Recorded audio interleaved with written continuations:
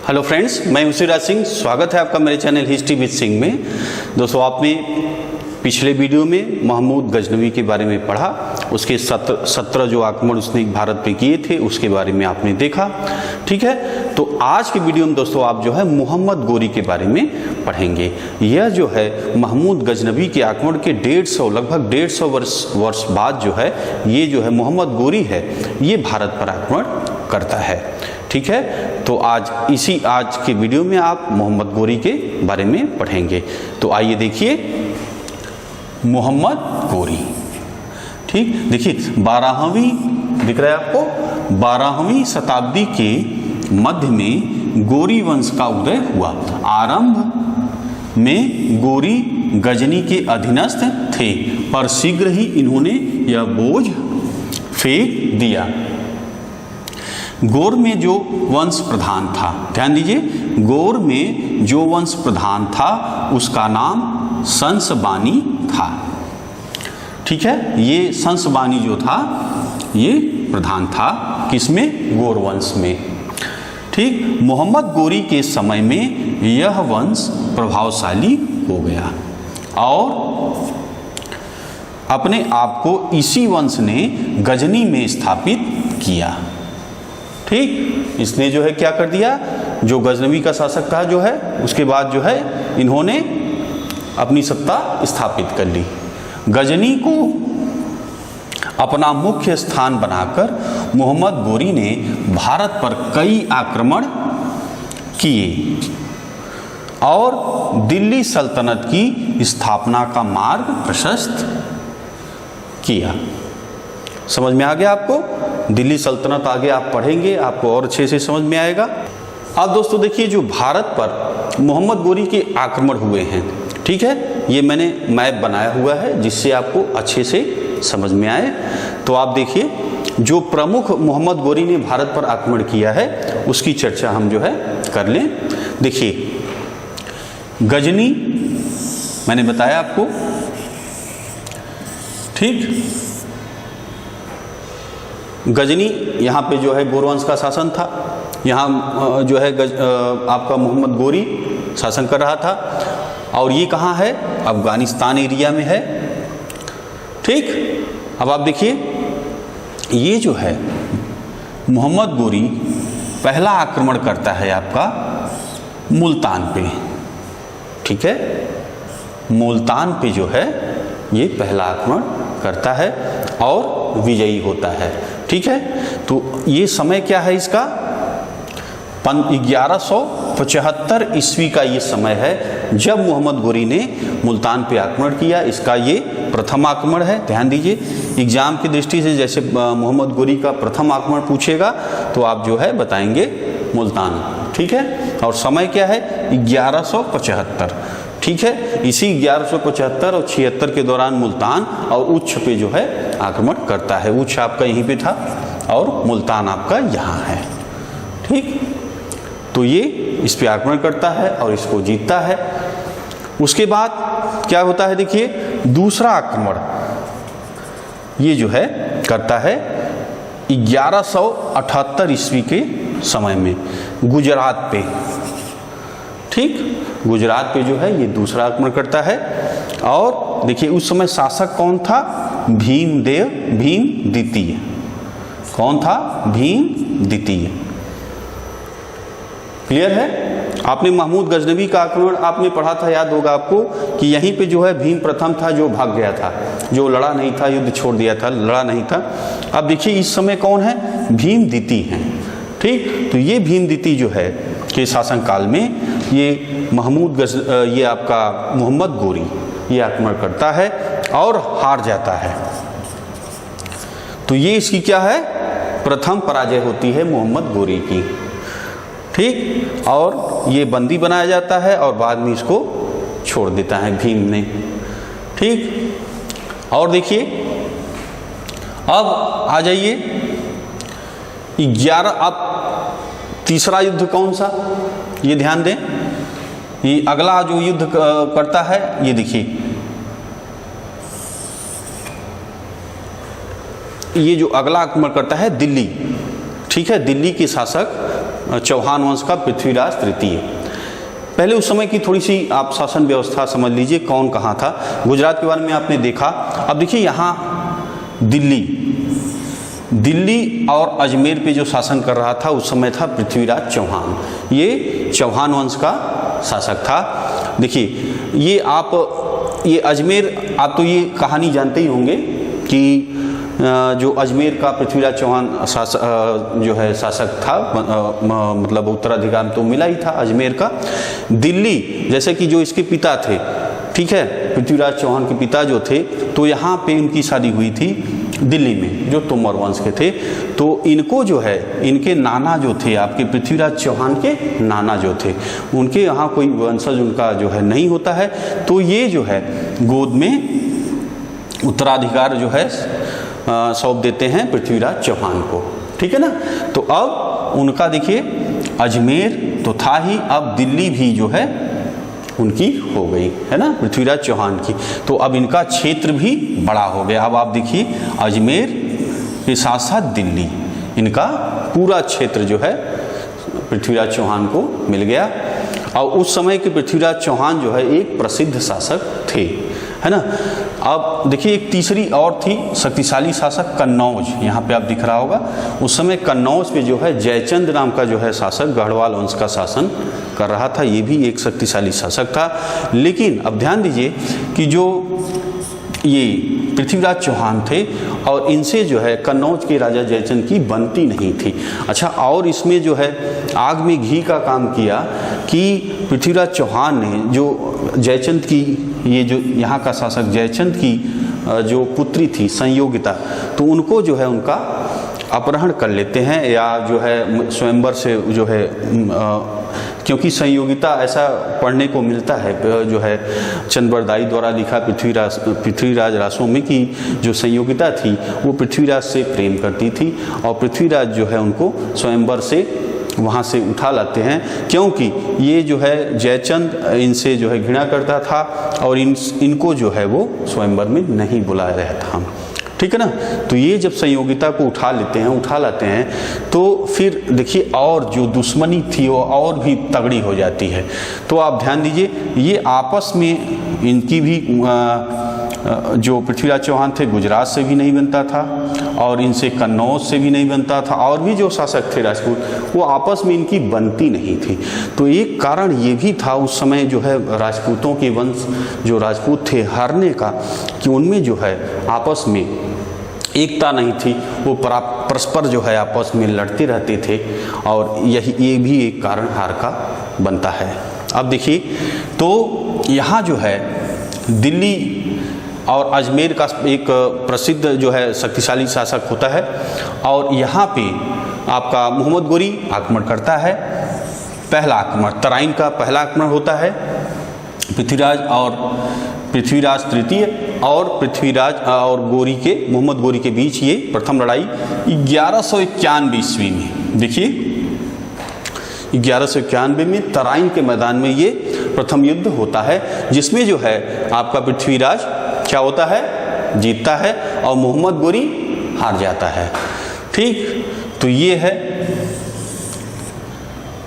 पहला। अब दूसरा देखिए, फिर जो है एक साल बाद अब ये जो मोहम्मद गोरी था ये जो है जाकर के युद्ध की तैयारी में लग जाता है, और इधर जो है पृथ्वीराज चौहान जो था वो जो है अब निश्चिंत हो गया कि एक बार तो हार के गया है और ये अपना जो है मस्त जो है पड़ा रहता है। और ये देखिए फिर जो है मोहम्मद गोरी 1192 में ये फिर हमला करता है। फिर जो है लड़ाई होती है तराइन के मैदान में, दूसरी तराइन की द्वितीय युद्ध इसे कहा जाता है। इसमें देखिए पृथ्वीराज की पराजय होती है और ये जो है मारा जाता है ना। तो अब मरने पे पृथ्वीराज चौहान की कई चीज़ें हैं, जैसे चंद्रबरदाई का जो है उसमें है कि भाई इन्होंने अपना जो है इनको बंदी बनाया और इसने तीर द्वारा जो है आपके मोहम्मद गोरी की जो है मार डाला, अपना जो है अपमान का बदला लिया, हार का बदला लिया। और कई जगह पे कि मिलता है कि भाई ये जो युद्ध में मारे गए, है ना। तो ये है, तो अलग अलग विचार हैं। फिलहाल ये आपका युद्ध में हार होती है और ये जो है आपका दिल्ली वाला क्षेत्र पे पूरा जो है ये आपका अधिकार हो जाता है मोहम्मद गोरी का, ठीक है ना। उसके बाद देखिए अगला 1194 ईस्वी में चंदावर के युद्ध में राजा जयचंद की भी हार हो जाती है। ये जो कन्नौज का शासक था 1194 पे इस पे हमला करता है मोहम्मद गोरी और ये पूरे सैन्य बल के साथ मैदान में उपस्थित होता है और जो है बड़ी वीरता से लड़ता है ना, बड़ी वीरता से लड़ता है। और ऐसा इनके बारे में है प्रचलित कि ये जो है आमंत्रित किए थे इनको मोहम्मद गोरी को, इन्होंने जो जयचंद थे उन्होंने आमंत्रित किया था, ये गद्दार हैं, लेकिन ऐसा है नहीं दोस्तों, ये जो है ऐसा कुछ नहीं थे, ये आमंत्रित नहीं किए थे, खुद ही शक्तिशाली थे इतने जयचंद, है ना। ये अब जब चंदावर के युद्ध में उपस्थित होते हैं तो ये जो है मोहम्मद गोरी और इसके बीच आमने सामने की एक जो है लड़ाई होती है, तगड़ा जो है दोनों तरफ से जो है संघर्ष किया जाता है, दोनों तरफ से लड़ाइयाँ होती हैं और दोनों पक्ष बराबर थे। एक तीर आकर के जो है जयचंद की आँख में लगती है, जिसके द्वारा जो है जयचंद हाथी से गिरता है और मृत्यु हो जाती है और सेनाओं में भगदड़ मच जाता है और जो है मोहम्मद गोरी की विजय हो जाती है ना। तो ये था। अब देखिए पूरा जो है मुल्तान और उच्च वाला एरिया, दिल्ली वाला एरिया, है ना, और ये कन्नौज पे भी अधिकार हो गया। और एक जो था आपका यहाँ पे मोहम्मद गोरी का जो एक सेनापति था बख्तियार खिलजी, तो वो बढ़ता है इधर से पूरब की तरफ, ये बिहार और बंगाल का जो क्षेत्र था इस पे भी विजय प्राप्त कर लेता है, ठीक है। और यहीं पे आपका नालंदा विश्वविद्यालय था बिहार में, ठीक है, बिहार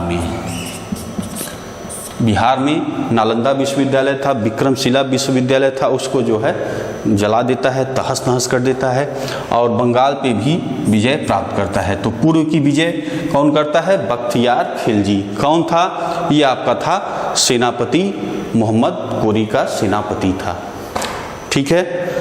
तो इस मैप से आपको समझ में आ गया होगा कि कैसे जो है लड़ाइयाँ, जो प्रमुख लड़ाइयाँ मोहम्मद गोरी की थी वो कौन सी थी। महमूद गजनवी के विपरीत मोहम्मद गोरी के भारत पर आक्रमण का उद्देश्य भारत में मुस्लिम राज्य की स्थापना करना था, ठीक है। आपने देखा महमूद गजनवी का क्या था, वो उसका उद्देश्य यही था कि बस मुझे लूटना है ज़्यादा से ज़्यादा और लेके जाके जो है गजनी में और पूरे मध्य एशिया में जो है एक शक्तिशाली राज्य की स्थापना करना है ना। और इधर अब देखिए मोहम्मद गोरी का जो आक्रमण था, इसका उद्देश्य क्या था? इसके राज्य जो है मुस्लिम राज्य की स्थापना करना था, ठीक है। ये पूरा मतलब ये भारत में साम्राज्य बनाना चाह रहा था, ठीक है। आगे देखें, मोहम्मद गोरी दिल्ली और अजमेर पर जो है पूरा नियंत्रण कर लेता है, अभी मैंने आपको बताया, ठीक है। और यहीं से मुस्लिम साम्राज्य की नींव पड़ती है। आपने देखा कि दिल्ली अजमेर का पूरा एरिया, उधर कन्नौज, ये सब जो एरिया इसका जो है कब्जा हो जाता है और यहीं से मुस्लिम साम्राज्य की नींव पड़ती है। और गोरी को ही भारत में मुस्लिम साम्राज्य का वास्तविक संस्थापक माना जाता है। ये भी ध्यान दीजिए कि अगर एग्जाम में पूछता है कि वास्तविक भारत में जो है वास्तविक संस्थापक कौन माना जाता है, तो आप देखिए गोरी को ही भारत में मुस्लिम साम्राज्य का वास्तविक संस्थापक माना जाता है, ठीक। ये सब इम्पॉर्टेंट हैं दोस्तों, ध्यान से सब अपना नोट कर लीजिएगा।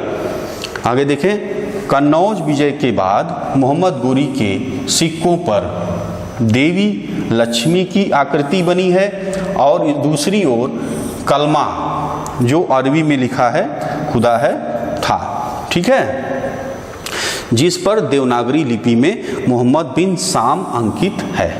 जब मोहम्मद गोरी आपका कन्नौज को विजय जो है जीत लेता है तो सिक्के ढल जो है बनवाता है। सिक्कों पे क्या है देखिए, लक्ष्मी की आकृति, ध्यान दीजिएगा, ये एग्जाम में पूछ सकता है और पूछा भी है। लक्ष्मी की आकृति सिक्कों पर, एक तरफ लक्ष्मी की आकृति बनवाया और दूसरी तरफ जो है कलमा, जो अरबी में जो एक कलमा खुदा है वो उसने दूसरी तरफ खुदवाया, ठीक है। जिस पर क्या लिखा था, देवनागरी लिपि में क्या लिखा था, बिन शाम अंकित, बिन शाम मोहम्मद, यहाँ देखिए मोहम्मद बिन शाम जो है लिखा था। मोहम्मद गोरी ने 56 ग्रेन का दिल्ली कला नामक, ठीक है, दिल्ली कला नामक सिक्का चलाया था। आगे देखें, मोहम्मद गोरी के सेनापति बख्तियार खिलजी ने पूर्वी भारत को जीत लिया और बिहार में जो नालंदा और विक्रमशिला विश्वविद्यालय को नष्ट कर दिया था। ये मैं अभी आपसे बता चुका हूँ। अच्छा, अब देखिए, तो ये जो है मोहम्मद जो आपका मोहम्मद गोरी था, ये 1994 में, सॉरी 1194,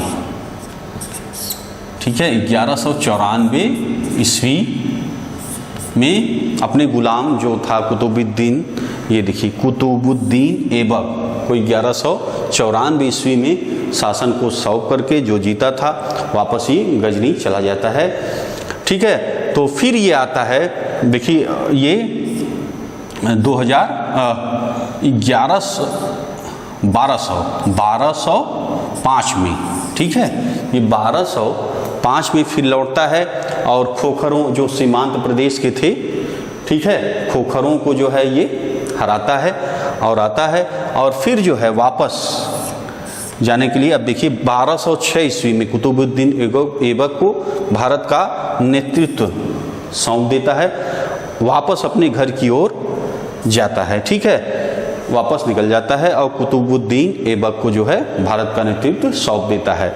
अब देखिए, ये वापस जब जाता है तो आप अभी ये सीमांत प्रदेश की जो खोखर जाति थी, जनजाति थी, तो उसको अभी ये हरा के आया था। अब वो लोग जो है इंतजार कर रहे थे कि आओ अब बताते हैं तुमको, है ना, तो वो इंतजार कर रहे थे सीमांत प्रदेश के जो है खोखर।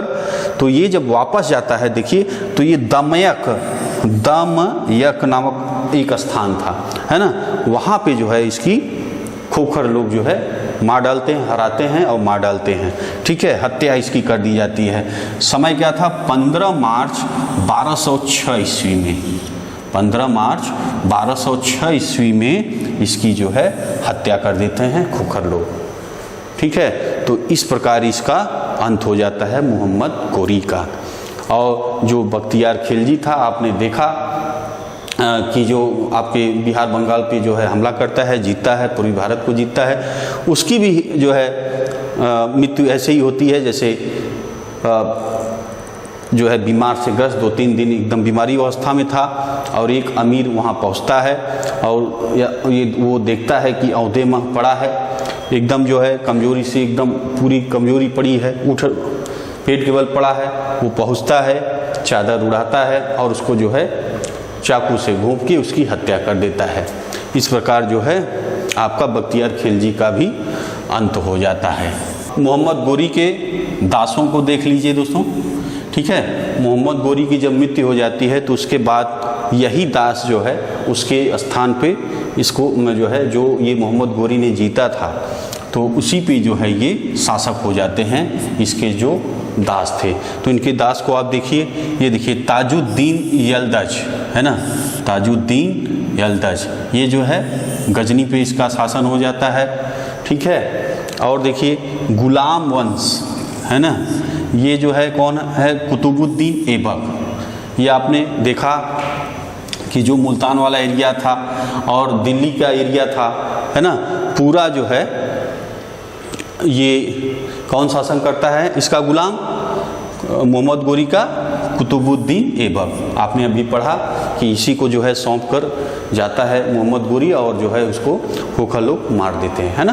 तो इसका जो है शासन हो जाता है लाहौर दिल्ली पर, ठीक, और यहीं से जो है दिल्ली सल्तनत की स्थापना होती है इसी से, ठीक है। और देखिए एक तीसरा जो है गुलाम था नासिरुद्दीन कुबाचा, ये जो है उच्च और मुल्तान पे शासक हो जाता है, ठीक है। ये आपने देखा था कि उच्च मुल्तान को जो है विजिट किया था मोहम्मद गोरी ने, ठीक है दोस्तों। तो आशा है आपको मोहम्मद गोरी के बारे में आज काफ़ी जानकारी प्राप्त हुई होगी। और बाकी अगर दोस्तों कुछ कन्फ्यूजन होगा तो आप जो है मुझे कमेंट बॉक्स में बताइएगा। वीडियो अगर अच्छा लगा है दोस्तों तो लाइक ज़रूर करिएगा। आपके लाइक से मुझे जो है उत्साह प्राप्त होगी और मैं और तेज़ी से और ताकत से आपके लिए वीडियो बनाऊंगा। ठीक है फ्रेंड्स, तो बस आज इतना ही। मिलेंगे आपसे अगले वीडियो में। वीडियो देखने के लिए धन्यवाद।